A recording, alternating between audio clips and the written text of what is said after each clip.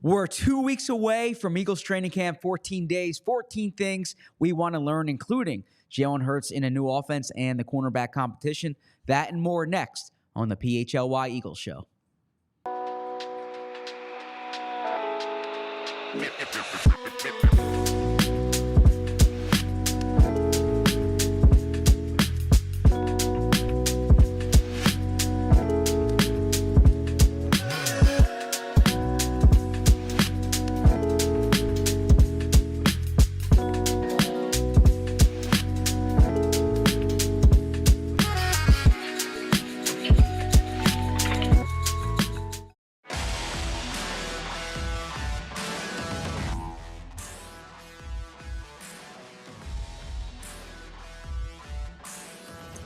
Good afternoon and welcome to a Tuesday edition of the PHLY Eagles Show. I'm Zach Berman here with Rich Hofmann, and we are 2 weeks away, Rich, 2 weeks away from the day that the Eagles report to training camp, not to Lehigh, to the NovaCare complex. How are you celebrating this 2 week away mark? Is there a calendar in your home where you did you wake up this morning calculating the seconds until they report? Well, I'm wondering, Zach, how many days is that until Eagles training camp? 14. Oh, 14. Interesting number. And I think we should run with that idea today. Well said. Yeah. There we go. I like that. No, I do not have the calendar for Eagles training camp. I don't have a calendar for anything, though. Is that right? Yeah, well, I use my phone for stuff, but I do not have a physical calendar. I know a lot of people who do, put one on the fridge or whatever. Just never been that type of person, though.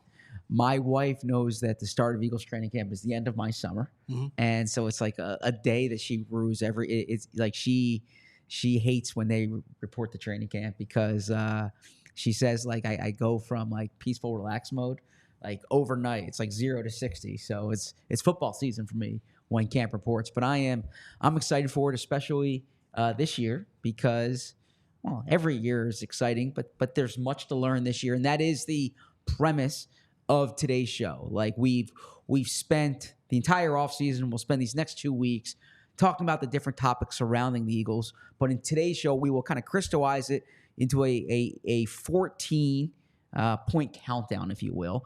We'll go back and forth, 7 each, of things we're excited to learn, eager to find out when the Eagles are on the field. Now, I should say they report in 2 weeks, but they're not practicing in 2 weeks. So they're not actually on the grass until the day after that, right? But if you remember, for those our age, Rich and my age, when the Eagles would report the training camp, there would always be those images. You would watch it on Comcast Sportsnet of the players checking coming into the dorms like they're back in school. Yep. Like some guys would have pillows, some guys would bring a mattress. You'd have the younger guys bring the video game systems, right? And they were in the dorms. It's not quite like that anymore. They stay in a hotel. Some are at home. They just come to the facility, but they stay in a hotel. They don't stay at home.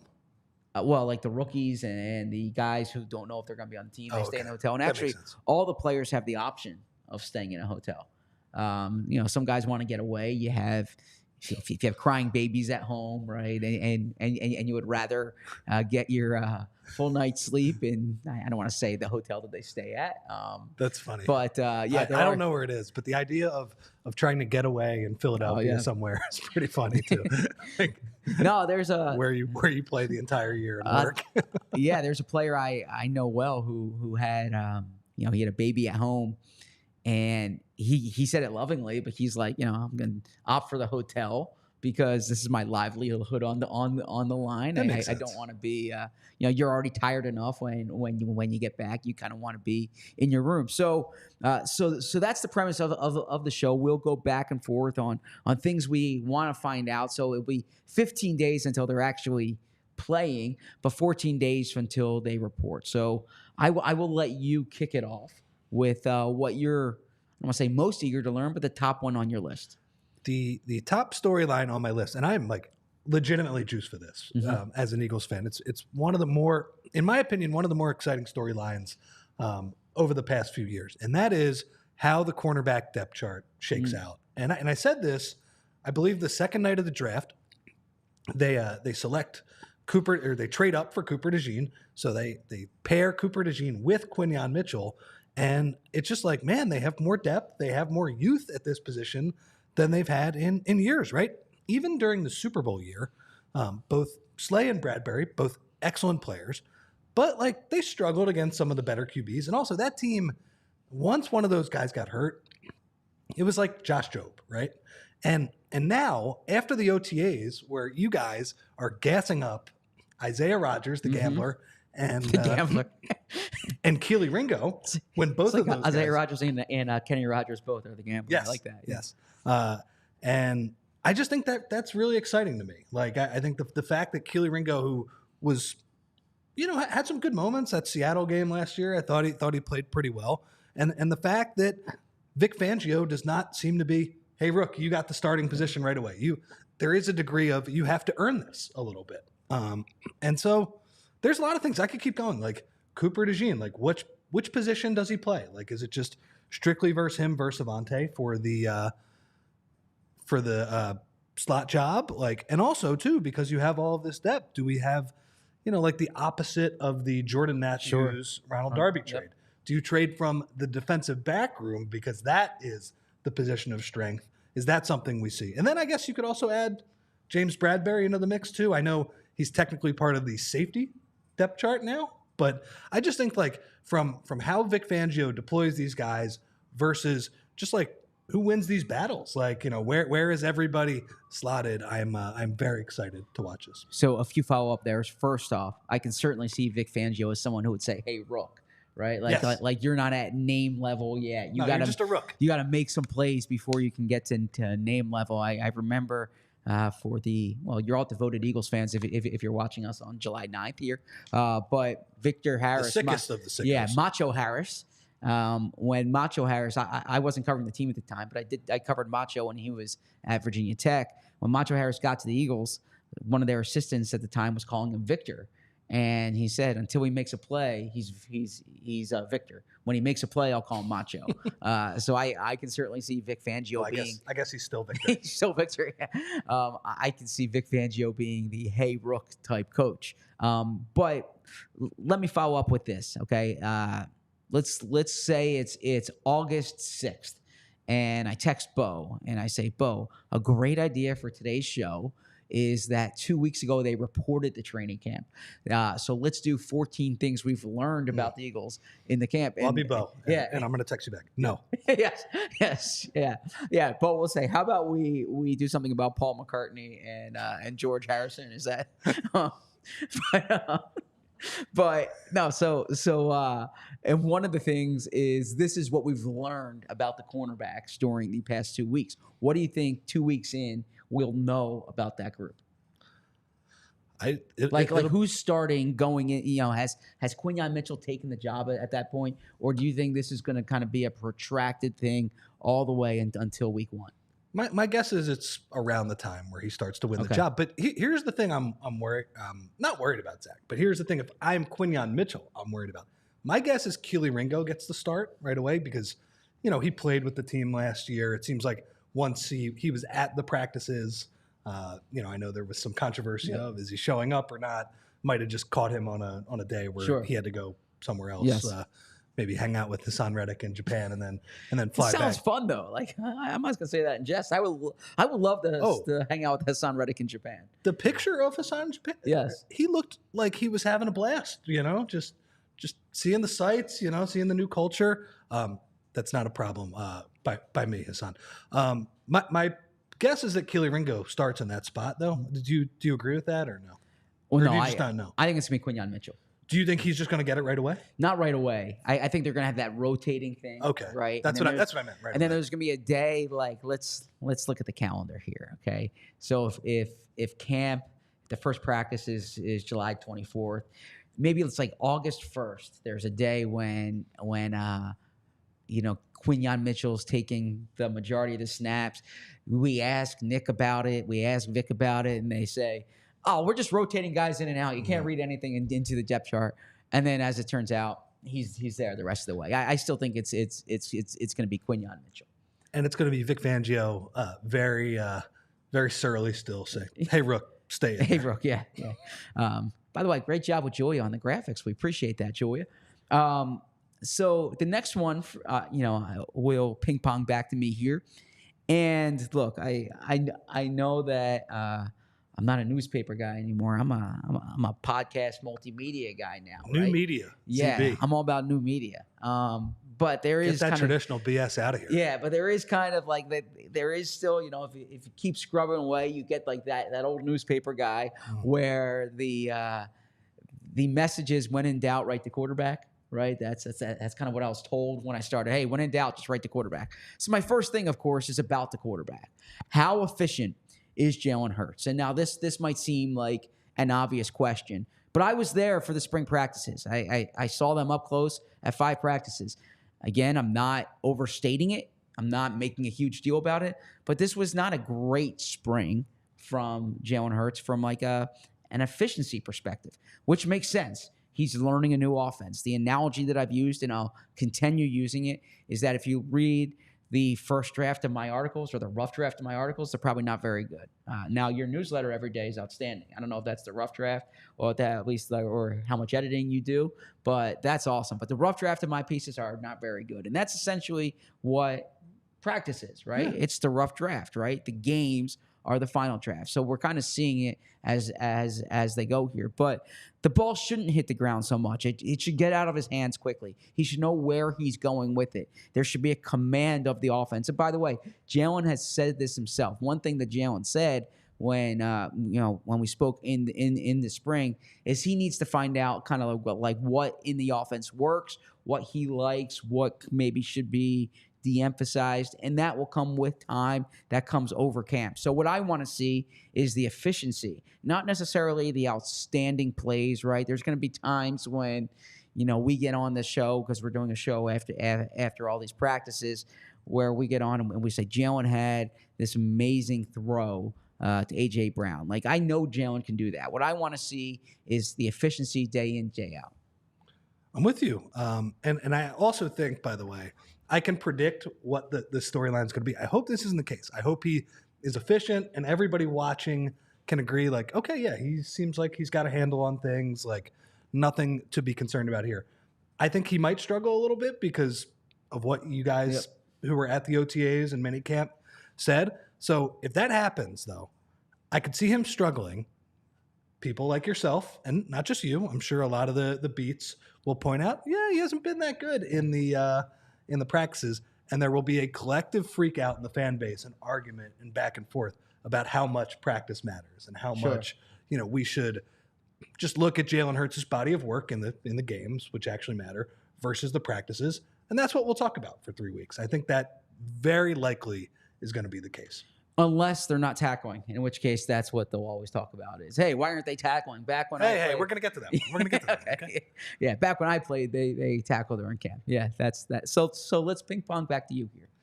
All right. Number 2 for me is actually the battle behind Jalen Hurts. It's the Tanner McKee, Kenny Pickett. Good old-fashioned Philadelphia storyline here. Who's going to be the most popular guy in the city? Yes. The number 2 quarterback.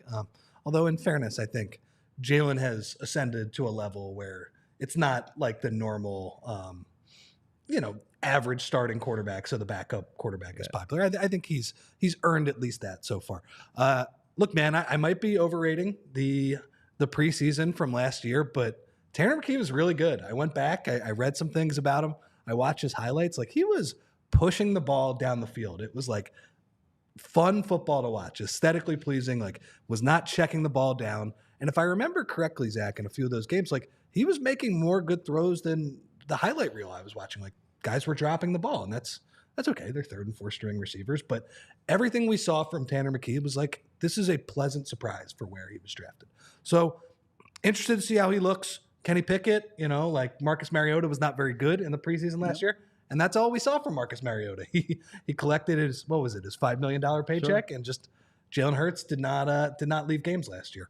So I'm interested to see those two guys because, as much as they might handle the preseason and training camp differently this year, still don't think we're going to be seeing a ton of Jalen Hurts in those 3 games. So if the newspaper approach is when in doubt, write the quarterback, it's like the blogger approach is when in doubt, right, the backup quarterback, Sure. right? Because you always know that the backup quarterback's going to be a good story. And I agree. This is going to be interesting to watch. And I think we'll learn more of that, certainly, like you mentioned, in the preseason games. I think that there's going to be a deliberate effort from Nick Sirianni not to put much on film, because Nick really believes in the element of surprise going into that Week 1 Packers game. So I don't think you're going to see much from the offense, and that's like personnel and schematics.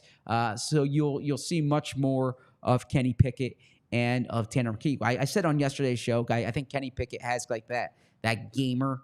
I don't say gamer gene, but like that mentality, and I think he'll actually look good in the preseason games. He can move around a little bit, so he can extend some plays. But I think Tanner McKee, from like a passing camp perspective, when you're in 7-on-7s, I promise you there's going to be those practice observations where it's like, man, the ball looks great coming out of Tanner McKee's hand, because it does look great out of Tanner. Ball didn't hit the ground all day from Tanner McKee. Yeah, Tanner McKee can sling it, that's for sure.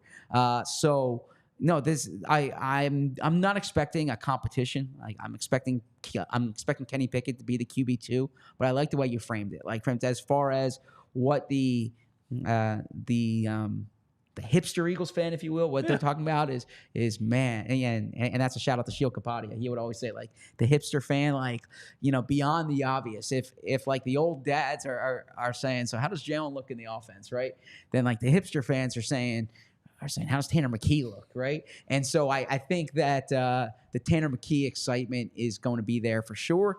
And I do think in preseason games, Kenny Pickett will look good because of his ability to extend plays. And if Kenny Pickett does that fake slide, do you remember he did that at Pitt, where he was running down the right sideline, acted like he was going to slide. They let off, stayed on his feet. Man, that would be like an iconic play in Philadelphia preseason allure, right up with the Henry Josie touchdown. You didn't have that on your bingo card today, did you? No, I didn't. Okay. The fake slide, by the way, too. Like, I'm sorry, that was a great move, but there should have been no late hits on him the rest of the game after he did that. Like, that's, the ref had to be pretty lenient for the other team after getting embarrassed like that. That's all. So one more from me before we get to our sponsors, and that is, where does Nick Sirianni spend his time? And what I mean by that is not, is he at the Palladium or Chickies and Pete's, but is he is he with Kellen Moore in the offense? Is he spending more time with Vic Fangio in the defense? Is he chatting with Michael Clay, watching special teams? We'll get to that, by the way, in the third segment here. But the whole point about the CEO coach, right? In the past, Nick was primarily focused on the offense. Even though he wasn't calling plays, it was his offense. That is not the case here, right? So, he still is the head coach, but this allows him to take a global view of the team. So as someone who has probably spent more time watching Nick Sirianni at practice than Nick is comfortable knowing, I can say that I will be observing where Nick is going. Chart his footsteps. Chart his footsteps. There was that at our former employer, one of the popular pieces to do was like 58 minutes of so-and-so at practice. Like, you kind of follow every step they do. You can do that. You can follow where Nick Sirianni is, who he's chatting to on like a practice by practice basis. And this is all part of the CEO coach, which I think that term's kind of taken on negative connotation, when I actually think it's a positive thing. His job is to be the head coach of the football team, so he's with the entire football team. You like a good CEO. Did Bo tell you to say that? I That sounds like a Bo jab there. Yes. Maybe I'm a hipster too as well. No, Zach, I just think Nick is in like such a weird position this year. I mean, even more than what he's doing on a day-to-day basis, just his overall kind of hold in this organization. It's just like, if he has a good season, and I think you're actually right. Like, Kellen Moore, if they have a good season, Kellen Moore's probably not going to be here next year. But if he has a good season and Vic comes back and, Saquon really works out, like, he could be here for 4 or 5 more years. But if they have a rough first month, I just think the noise is going to be ratcheted up for him. Way more than you would think for somebody with the record that he possesses over 3 years. So Yeah, he's going to be fascinating. If I could just ask you this one thing about the CEO coach, because I follow every other sport, right? Mhm. And like in the NBA, it's common that you have, and correct me if I'm wrong, you have one of the assistants working with big men. You have one of the assistants kind of overseeing the offense, one of the assistants overseeing the defense, and the head coach is often like you're managing personalities. You're obviously there's ATOs, there's things like that, but there's substitution patterns. But what you are is like you're responsible for the morale of this group of men, right? Baseball managers, it's a similar type of thing. You're managing the game. I need to get Charlie O'Connor in here to tell me more about like what the hockey coach is. They just scream at him, just more jam. But my point is that it's not as if like a lot of these coaches in other sports are like instituting their offense, instituting their defense, and so I think it's an overvalued thing in the NFL that because Kyle Shanahan and Sean McVay do it this way, that this is what your coach needs to do. I think that's fair. And by the way, every NBA coach will tell you, like, as much as I like drawing plays and stuff like that, it's like, do the guys like playing for you? Do they play hard? 100%. And that's look. I think in football that's still a huge deal. The problem is, I think of the four major sports, a football coach can have more of an impact on schematics, like you said. Like Kyle Shanahan, Sean McVay, like they can just completely change the outlook of their team with their schemes and things like that. And you're right, that's not everybody. Yep. And I still think getting buy-in from players, especially in a sport that hurts to play, and exactly, you need maximum effort, is really important. But I do think there is a little bit of a difference in that a football coach can have more of an imprint just because you're going from a set position every 5 to 10 seconds and you're drawing up a play. But I understand what you're saying, and I do think there can be value in that in football as well. A lot of value in it as well. Agreed. Let me tell you about Mortgage CS, because today's real estate market is ultra competitive, right? There are prospective home buyers, perhaps just like you, are missing out on opportunities to win the perfect home. You shouldn't miss out on the opportunity to nail down your perfect home. So why? It's because you don't have Mortgage CS in your corner, and you need to get Mortgage CS in your corner. It may be news to you, but the mortgage company you choose matters more than ever. Even if you are already in the market, you can still explore your options with Mortgage CS. This is home financing. It's not a marriage. So you may be shocked at how much money you can save. Mortgage CS is an independent mortgage broker in the Philly area. That means they won't steer you to just one mortgage option or what's best for them. They work for you, not for the banks. Ben and Alec, our friends at Mortgage CS, will ensure you have a rock-solid pre-approval, and they'll take the time to explore anything you want. What a novel idea, right? They explore what you want. That's why Mortgage CS is the mortgage concierge service. As I was saying this, you're probably wondering what CS is. It's concierge service. In the end, you'll be so happy that you texted Ben, the CEO of Mortgage CS, speaking about CEOs, at 267-391-7425. There's a reason people win more with Mortgage CS. So call or text Ben now at 267-391-7425 and see for yourself. You can also go to www.mortgagecs.com/PHLY to check them out or view their 370 plus perfect 5-star ratings by searching mortgagecs.com right now. Tell them PHLY and Rich and Julia sent you. This advertisement is not a commitment to lend or extend credit. Mortgage CS is an equal housing opportunity mortgage broker. All loans are subject to credit approval. Certain restrictions may apply. Company NMLS ID number 146-467-66. Visit mortgagecs.com for more information. And I also want to tell you about Bet Parks Casino, because I got to admit, if I'm looking for an adrenaline rush, you know what I'm doing? I'm going to the blackjack table. Okay. Parks Casino is the perfect place for after work get-togethers, date night, or girls' night out. Sip or tantalizing drinks and soak up those warm weather, good vibes right now at Parks Casino. Parks Casino, this is how you win.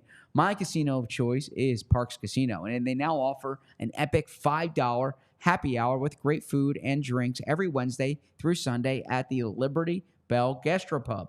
Enjoy $5 for drafts of Forge Stout, Victory Seasonal, or Parks Pilsner. Enjoy $5 glasses of Albertoni Cabernet. Albertoni Cabernet. Am I pronouncing that correctly? I have no idea. It's a great cab. That's all I need to tell you. Enjoy the drink of summer.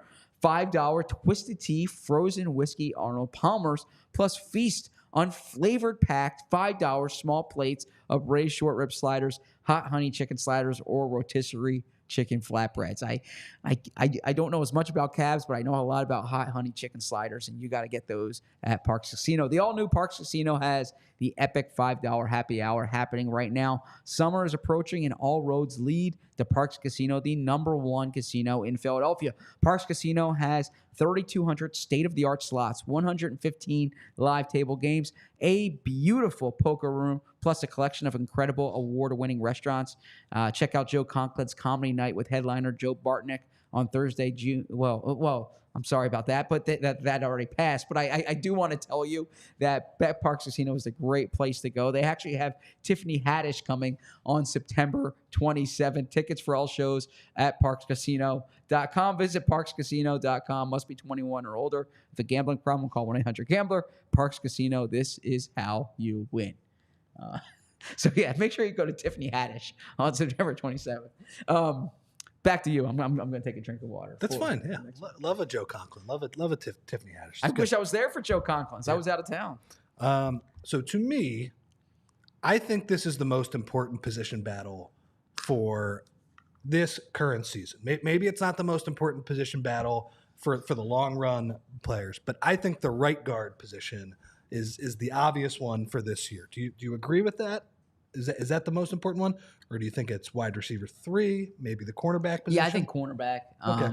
I mean, right guard is juicy, but I think that I think cornerback's more wide open than right guard. Now right guard's gonna be fun to watch, and I do think the difference is I don't think they're as committed to Tyler Steen as they're publicly saying. But I think that it's Tyler Steen's job to win. And I think at cornerback, it's more wide open. Okay. Well, and that was my second question, too, because, I mean, right guard at this time last year, we would have said, hey, that's a position battle, too, right? You're absolutely right. And I think, instead of saying, or asking, is this Tyler Steen's position to win? Is it going to be a competition at all? Because last year we were led to believe, I think, that, okay, it's Steen it's Juergens versus Steen. I think Juergens, we would have put him in that position first. And then we get to training camp and it's not a competition at all. I think 3 or 4 days in, everybody in their practice notes said, oh yeah, this is over. It's just Cam Juergens is going to be the starting right guard. They're not even really mixing anybody in there. And I think, as you and Bo said, Jeff Stoutland's on the record saying his preference is, let's let this 5-man unit kind of work together. We're only going to mix it up if we actually really need to. If a player has growing pains that we think he can work out of, it's probably beneficial to keep those 5 people together. And that's fair, right? I mean, Jeff Stoutland knows more about offensive line than I do. He knows more about offensive line than most people know about anything. Speak for yourself. Okay. Yeah. Wasn't Bo the offensive line guy? Yeah, Bo's big. Yeah. Bo and Stout, they pass each other in the hall. They don't even have to say hello. They just grunt. And yeah, there's a shared offensive line mutual admiration society there. Do you have that kinship with other position coaches? No, because I'm watching 7-on-7s. I'm not watching 1-on-1. So so you're a passing guy. Oh yeah, exactly. I mean, look, as we all saw in the Eagles split squad draft last week, that if you embrace what football is in 2024, you're watching 7-on-7. Sure.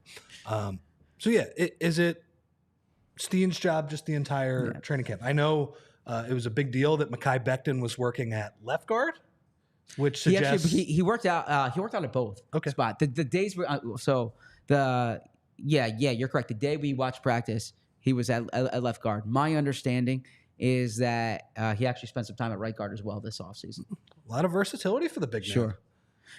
And by the way, so I'm glad you brought that up, because they would not be looking at Mekhi Becton at right guard if they did not want to see what or at guard in general, if they did not want to see Mekhi Becton at guard. You're doing that because you're genuinely intrigued. You referenced Jeff Stoutland there. Yeah, I asked Jeff Stoutland the question because there were competitions in the past, such as Andre Jordan Mailata in 2021 when they were day on, day off. What was the one when they were rotating the guard? That was during the season, 2017. Yeah. He took that a step further. That was well, Sayamalu lost his job, so then they were going with Chance Warmack and Stefan Wisniewski, kind of like back and forth, and they eventually settled on Wiz. But yeah, so I think that as Jeff Stoutland said, he wants to have the 5-wheel drive. Now I'm not a big like truck guy, but I imagine. I don't know what a car with 5 wheels. I don't. Yeah, 5-wheel drive a thing. I don't. No, I think I'm not a car guy. He was referencing like 4-wheel drive, but he called it's his term 5-wheel drive, right? Sure. Which I respect. You kind of want that 5-wheel drive. So you're not looking to 5-wheel drive can operate in the snow. Yeah. Wow. Yeah. I mean, another wheel. That's what the offensive line is. So I don't think that they moved Tyler Steen just for the sake of it, or they put someone else in there just for the sake of it. I do think if there's a day when you see Mekhi Becton playing right guard with the first team offense, that is not, it's, training camp's long, we're just rotating guys in and out. No, that's them. That's Jeff Stoutland genuinely saying, even Nick Sirianni wouldn't say it explicitly, and certainly Kellen Moore not saying it explicitly. That's not them saying that or that's their way of saying, Mekhi Becton, we are very curious how he looks with the starting unit. The only reason why there's going to be another guard with the first team this summer is, 1, Tyler Steen's hurt, or 2, they're a little concerned about Tyler Steen, or a lot concerned about Tyler Steen, and they want to see someone else in there. I think you're right. My guess is this is more of a competition than it was last year, because I just think they don't have that same level of belief, at least heading in. Yeah. It's a prove it type of thing for Tyler Steen. So speaking about competition, the one that I want to go with here, my next one, is there competition for the 3rd wide receiver spot? So we know Paris Campbell's the front runner there, and we know this is a spot where the Eagles don't really have someone who you say, all right, this is who Paris Campbell's definitely competing with. Is it going to be Anaya Smith? That's a 5th round pick, someone that I know they like. They can see him there. One thing that I also want to see is how much they use Devontae Smith and or A.J. Brown inside. If they do that, then you're talking, okay, maybe Johnny Wilson can get in there in 3 receiver sets. When I asked Nick Sirianni about the 3rd receiver spot, he mentioned that he's kind of looking at it from like a global perspective. Going back to the CEO coach, right? That it might not be the 3rd receiver. It might be the 2nd tight end. It might be the second. It might be the 2nd running back. So maybe there's times when Will Shipley's in there. Maybe there's times when Grant Calcaterra's in there. But specifically wide receiver 3, because their base offense is 11 personnel. I'm expecting Paris Campbell to win the job, but I do want to see if there's legit competition for someone to beat out Paris Campbell. Yeah, and so my guess is no. But let's say Paris Campbell's kind of just playing against himself. The question for me is there a trade at this position? Well, yeah, I mean, that's a good job. You're getting on something I want to hit on. If there's a spot that I think Howie Roseman looks upgrade, I think he should look for wide receiver. And wide receiver is a spot where generally a player elsewhere can be expendable because teams have numbers at wide receiver. It's harder to trade for a spot where teams have less depth at wide receiver. That's typically your deepest spot in training camp. All right, good there. Let's go next one. And you kind of mentioned this already. Just what does the offense look like? And you guys got a feel for it at OTAs and minicamp, and there probably is an element of like Nick Sirianni doesn't want to show his hand, but when you're installing, what was it, 90% new? 95. 95, that is right. Very high percentage. Yes. At some point, I think you do actually have to practice that, Absolutely. and not just worry about showing it your hand to either reporters or the other teams you're practicing against in joint practices, those type of things. And that's the question. And I guess it's like, if they're going to struggle a little bit, we mentioned Jalen Hurts, but let's take that to the entire offense. Like, it feels like this will be a camp where the defense might be ahead of the offense just because of the growing pains of learning a new system. And, sometimes it's the opposite way. Zach, I will always remember that 2017 training camp. I had no idea the Eagles were going to win a Super Bowl that year, but Carson Wentz just throwing the ball over Patrick Robinson's head literally every practice. And the fact that Patrick Robinson, after they make the trade for Darby, they bump him inside, and he has a great season. It was unbelievable. He made the interception against the Vikings in the NFC Championship game. Yeah. Huge play. I mean, obviously Chris Long gets some credit for getting to the quarterback there, but incredible. The fact that Patrick Robinson, who was getting absolutely smoked every day at NovaCare Complex, turned into that type of reliable player for a Super Bowl champion was crazy. I don't think it's going to be that type of practice. I don't think they're going to that type of training camp. I don't think the ball is going to be going over players' heads. Like, I think there's going to be a degree. There's going to be a learning curve here. So, but what does it look like? All the motion, all the new things. Do you guys actually see anything? Yeah, well, I do think the pre-snap motion, that's something that was evident during OTAs, and it's going to be even more pronounced in training camp when you're doing more 11 on 11 work.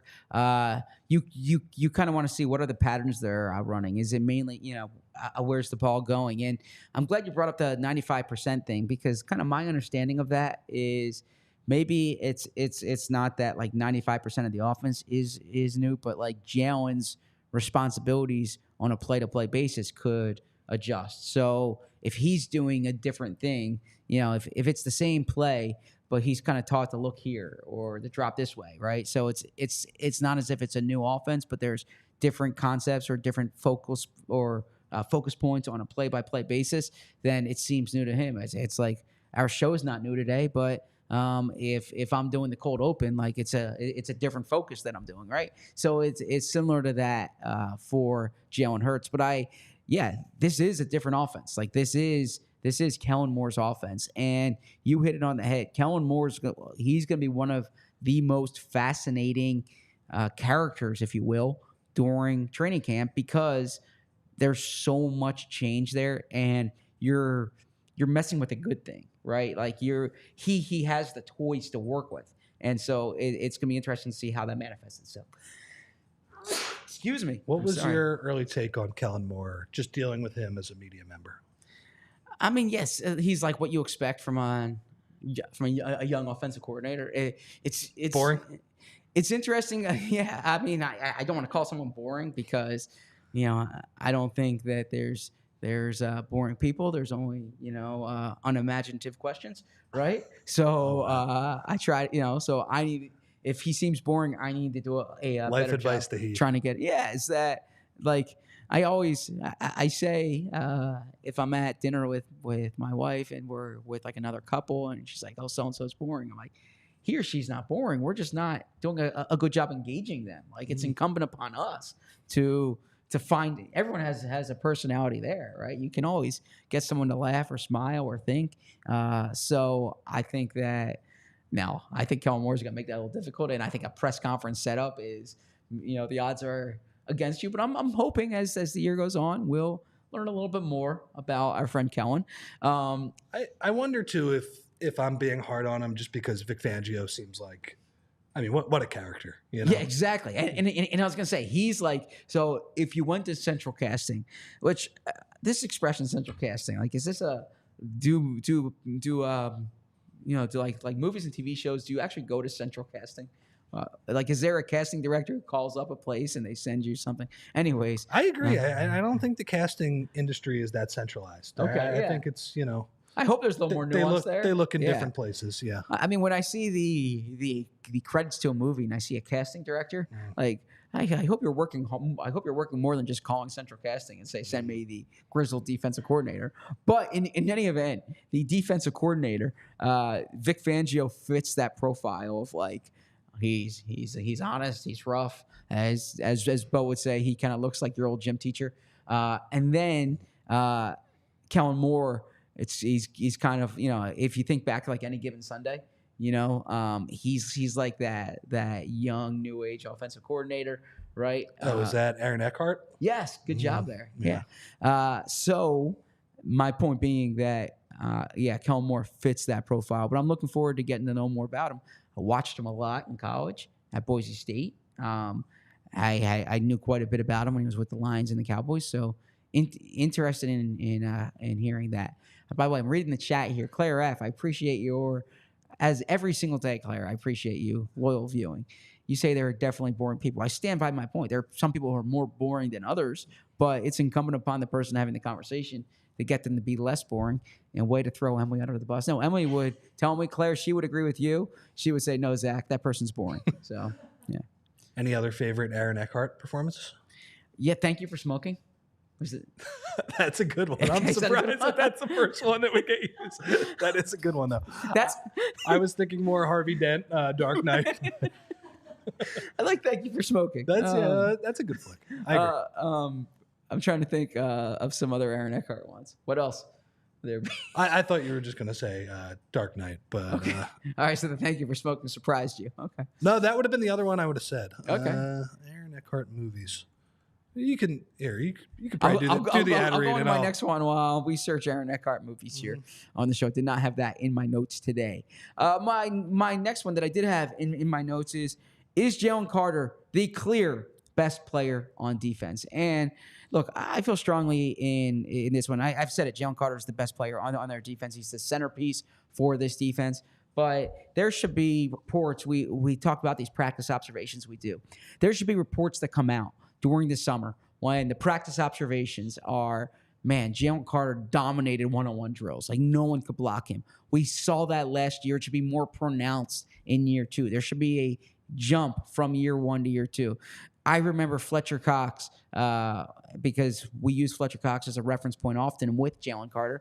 Fletcher Cox, after his rookie year, so going into 2013, there were practices that summer in Chip's first year where it's like, wow, you can't block this guy. And I think that's what it should be. So if Jalen Carter is now training camp, you're not like sacking the quarterback, but if Jalen Carter is not penetrating, if Jalen Carter is not winning these one-on-ones, if like Jalen Carter shouldn't have a quiet training camp. Jalen Carter should have a loud training camp. There should be national reporters who come through, watch one practice, and is like, people aren't talking about this enough, but Jalen Carter could be a candidate for Defensive Player of the Year, right? Like that should be the sentiment when people come and watch Jalen Carter at practice. I can see those NFL Network hits happening. Oh, yeah. This Jalen Carter, I mean, the coaching staff cannot say enough good things about him. Not Vic Fangio, mind you, because he doesn't say positive things about anybody. But everybody else, man, they think this guy has Aaron Donald level potential. He'll be able to wreck games this year. I hope that's the case. I think we're going to get something like that too. I loved what I saw from Jalen Carter last year. And to me, he was the actual example of like, he just ran out of gas. Like that's what happened. He needed to be in better shape. He needed to be kind of ready for I certainly do. But no, I think he's going to get there this year. Yeah. Good step. Not a lot of other good Aaron Eckhart movies. That's what I was actually waiting on there when I pitched it. Aaron Brockovich. I was like, Jalen Carter's interesting, but let's get to Aaron Eckhart. Aaron Brockovich, but I mean, we're talking, 25 years ago at this point. Aaron, come on, update the resume a little bit. That's all. Has he been on any TV shows recently? Something called The First Lady. He played Gerald Ford in that. Did you see him in the Hall of Presidents? Of course, I saw Gerald Ford in the Hall of Presidents. Did you see anything? Anything interesting about Gerald Ford in the Hall of Presidents? Ooh, are you quizzing? No. Is there something interesting about him? Oh no, I haven't. Oh, okay. You got me worried there. Because I'm watching the show now, Presumed Innocent. Oh, I've heard of that one. Have you heard about this? Yeah, I'm watching this on Apple TV. I recommend it. So my pop culture note of the day is watch Presumed Innocent. I mean, I'm hooked to this. I can't wait for. Now I saw the movie like 25 years ago, right? So I'm hoping that the killer is a little different than what the movie is. We'll see, or that there's kind of a twist to it. But I bring that up because, man, I'm gonna butcher the name here. I shouldn't even have brought it up. Jack Gyllenhaal. Am I pronouncing it correctly? No, Jack Gyllenhaal. You pronounced the hard part, but you got the name. Jake Gyllenhaal. I'm sorry. Not Jack. Jake. I apologize. I was so focused on the Gyllenhaal that I rolled over. Over the first name. I know the first name. Jake Gyllenhaal. Yep. Okay. Jake Gyllenhaal is in it, and we know Jake. Jake, not Jack. We know Jake from movies primarily, Sure. but now he's on presumed innocence. So I didn't know if Aaron Eckhart had a run like that as well. Before we get to the next one here, I have some more friends to talk about. Okay, when like Shady Rays, for instance, because there are times when it's either really bright outside or you butcher a name and you kind of don't want to be seen, and you want to put on good high quality sunglasses that don't cost a fortune. And that's why you need to wear Shady Rays. Shady Rays are quality shades that are built to last. Our friends at Shady Rays have you covered with premium polarized shades that won't break the bank. Shady Rays is an independent sunglass company offering a world-class product rated 5 stars by over 300,000 people. 300,000 people are telling you these are sunglasses to buy. Maybe you should listen to them. Their shades have durable frames and crystal clear optics, making them the perfect choice for all outdoor adventures. They have hundreds of options to choose from, so you're bound to find the perfect pair to match your style. They probably have a style in your favorite team's colors. There's so many different ways there's so many different times to wear sunglasses. When you're at the beach, when you're going for a run in the car, if the sun is bright. Sometimes if like you're going out to eat on a Saturday night and you're eating outside, you need those shades, and that's where high quality shades come in that don't cost a fortune. If your shades ever go missing or take an unexpected hit, don't sweat it. They have the most insane protection in all of eyewear. Every pair is backed by lost or broken replacements, and if you don't love your shades, exchange them for a new pair or return worry-free within 30 days. You can't beat this type of customer service. Exclusively for our listeners, Shady Rays is giving out their best deal of the season. Head to shadyrays.com and use code PHLY for 35% off polarized sunglasses. Try for yourself the shades rated 5 stars by over 300,000 people. And then I also want to tell you, when we're talking about great things to do during the summer, you got to pop open an ice cold Miller Lite because a lot's changed over the years, and one thing that hasn't is the great taste of Miller Lite. I was having this conversation with someone this weekend. What's the best thing about Miller Lite? Is it the great taste, or is it that it's less filling? Miller Lite has sparked this debate since 1975, and we haven't settled it. But also the cool thing about Miller Lite is that it's not just like the great taste and that it's less filling. It's the memories you have when you're drinking it. So you're hanging out, you're enjoying ice cold Miller Lite, and the Sixers signed Paul George, although that happened at like 3 a.m. So maybe you weren't drinking your ice cold Miller Lite. Maybe you were. Or they signed Caleb Martin, and you always remember where you were with that ice cold Miller Lite. Miller Lite keeps it simple, undebatable quality, great taste, only 96 calories. It's the beer that strips away everything you don't need and holds on to what matters most. A light beer that tastes like beer, less filling, and only 96 calories. The original light beer since 1975. You don't have to choose what's best. Miller Lite has great taste and it's less filling. Tastes like Miller time. To get Miller Lite delivered right to your door, visit MillerLite.com/PHLY Birds, or you can find it pretty much anywhere that sells beer. I got pretty loud for that slash. Celebrate responsibly. Miller Brewing Company, Milwaukee, Wisconsin. 96 calories per 12 ounces, fewer calories and carbs than premium regular beer. I enjoyed Dean in the chat. What are some movies that Jack Gyllenhaal might star in? Debbie Darko. My bad. I know it's Jake Gyllenhaal. It's funny. I know it's Jake. Yeah, it was funny. All right, ZB. We actually do need to get back to business. Yes, we got 6 left. 6 storylines. 6 left. 12 minutes. So that's 12 minutes. That's 2 minutes a pop. Rapid fire style, 5-wheel drive style. Let's do it. Okay, who's up first? Me. I'm up first. Oh, you're up first. Okay. So the first one for me is kind of it's more of a broader question. Do the Eagles handle all of this differently? Because I think you will remember this was a big talking point after the New England opener last year, right? Nick Sirianni did he not admit, like, he's like, maybe I got to look at how we handle the preseason training camp. We were a pretty sloppy football team today. Now, as it turned out, they were a pretty sloppy football team the entire year. Sure. So that might be more of an overall philosophy, or just that the players were not getting the coaching points, or maybe the players weren't as good as we thought they were.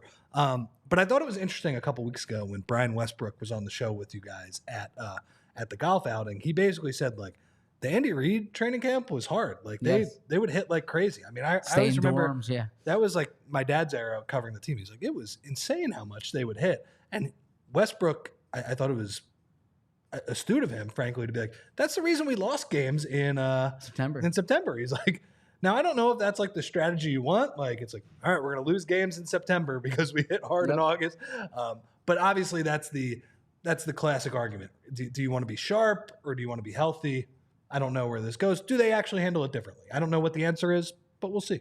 Yeah. So just as a tease, I have a few pieces out next week on Nick Sirianni. From some reporting that I've done recently, and this is gonna be one of the things that I look at. What is different this year? And I do think Nick kind of took a look at everything. I don't think they're gonna change their preseason approach, but one thing I do think they might do is kind of like the structure of practice might be a bit different. So we'll see as that goes on.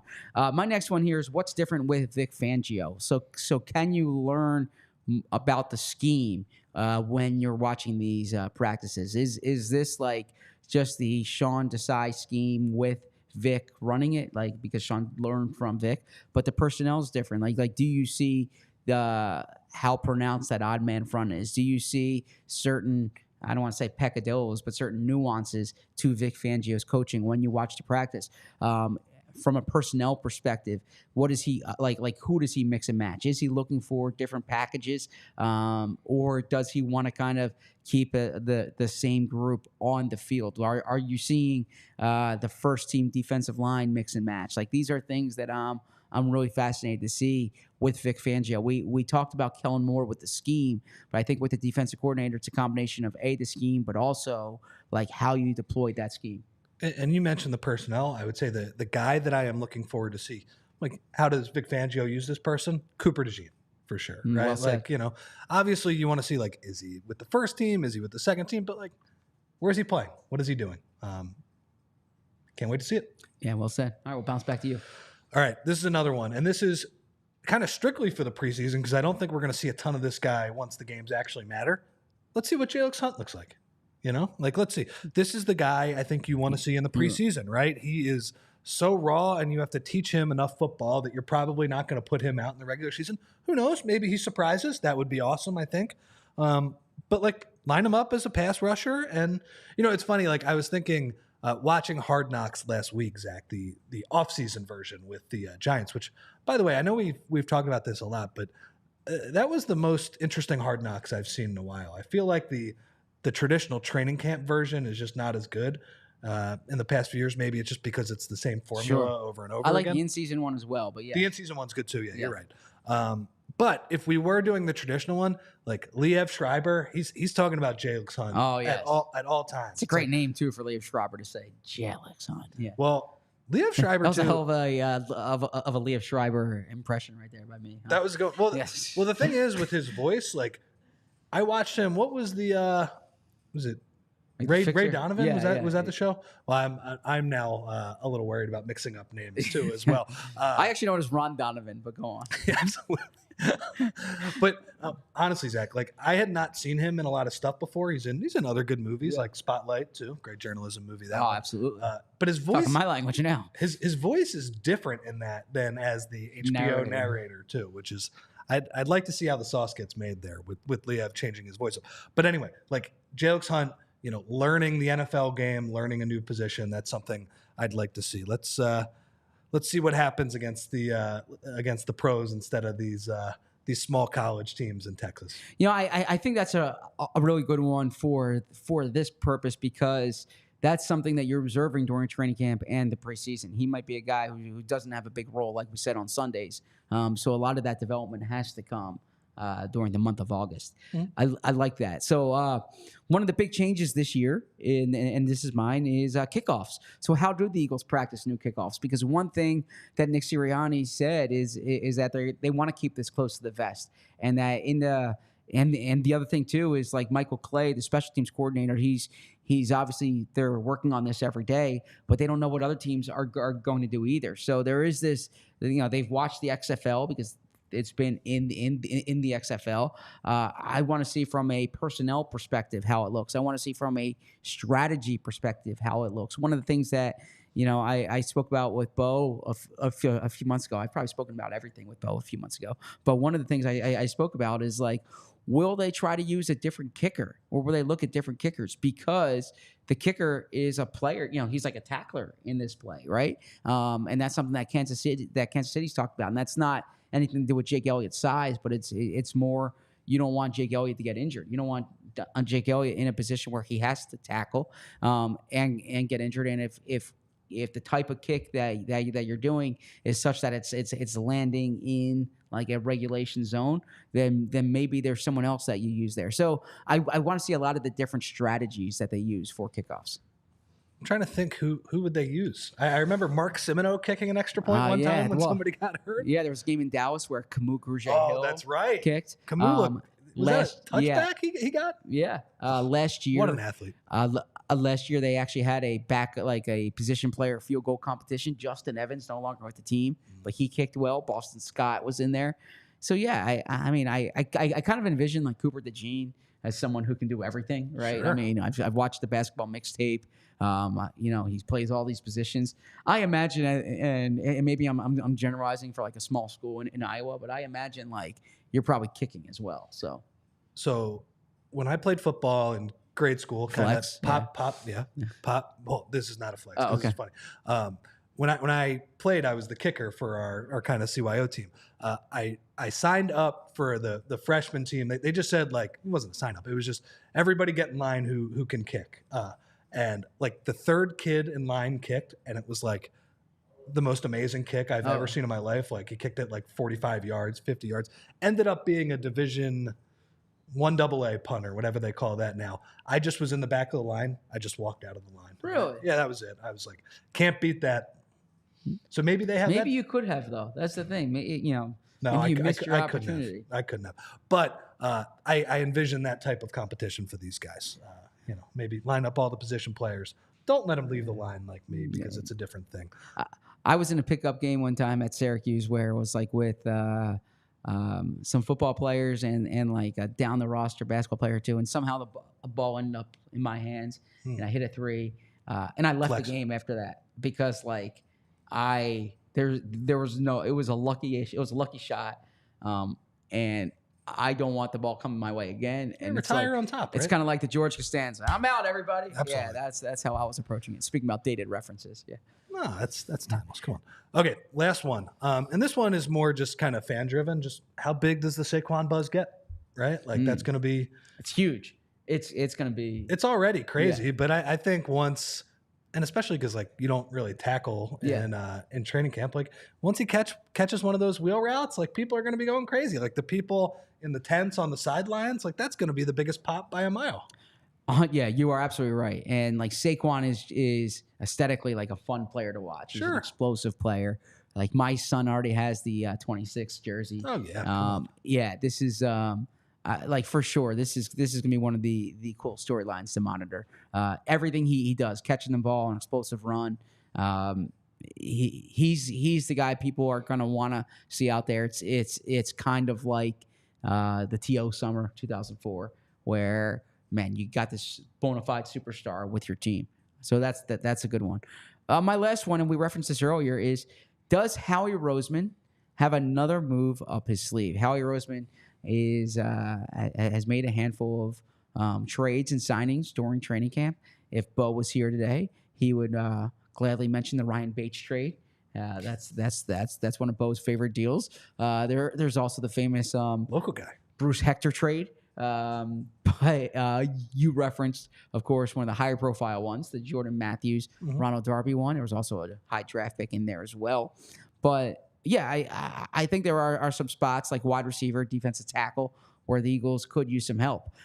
If there's an injury, this is a spot the Eagles could use. And by the way, if you notice in the and great job by Joey with the graphic here, I didn't write another trade up his sleeve. I wrote another move up his sleeve because last year, I think it was like August 3rd, they signed Miles Jack and Zach Cunningham, right? So maybe this is a signing. Maybe there's a Michael Thomas signing one day, right? Like that would be a buzzy type move. Maybe there's a Julio Jones signing. That would really be a buzzy type move. But I was expecting a little more of a reaction from you on that one. I know you gotta sell he's, that. He's your guy. I get it. Yeah, come on. Yeah, real controversial take to believe that a Hall of Famer is good. Okay, that's for a co-host watching at home. So anyways, I honestly, one thing I know about Howie, and it's like this isn't a bold take. Like he has said this before. He said this to me. He said this publicly. Like he is looking every day at what can be done to improve the team. He's looking at the waiver wire. He's looking at the pro scouting lists, right? So they'll have their meetings about how practice is going, and he won't be afraid to make a move, right? We talk about this from a training camp perspective, but he acquired C.J. Gardner-Johnson on cutdown day 2 years ago, right? Before the regular season. Exactly. So I do expect him to be active. So I would pay attention to that. Especially with those extra picks he got. Exactly. Yeah, they have flexibility there. Mm-hmm. This was fun. Yeah, man. I enjoyed this. So when we started the show, they were 2 weeks away. They're still 2 weeks away, but an hour less now. And we will be talking about training camp until training camp arrives and when training camp arrives in 2 weeks. But we will be back tomorrow, Rich and I, for a midweek mailbag. How about that alliteration, right? As I said on a show 2 weeks ago, I was thinking about all the summer shows, and I said we need to have a mailbag on a day that begins with M, or on a day that begins with M.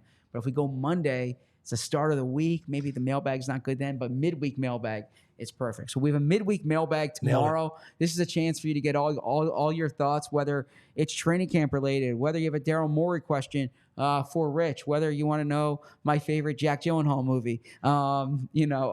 There's so many things you can ask us, but I will obviously lean toward the Eagles questions, but we'll have some fun here because whenever you have a July 10th mailbag, you have to have some fun. So that is tomorrow.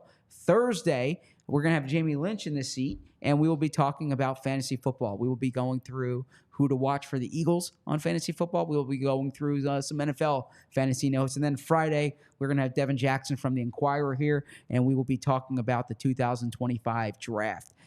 So looking forward to tomorrow's show with Rich, the midweek mailbag. Get your questions in. I'll put a call out on Twitter. Also, I appreciate everyone on the Discord. You can give us some questions there as well. Until then, that's Rich. Thank you, Julia. As if Bo was here, he would say, as always, we love you. I would say, we'll do better tomorrow. Thank you for watching. We all silly like the mayor.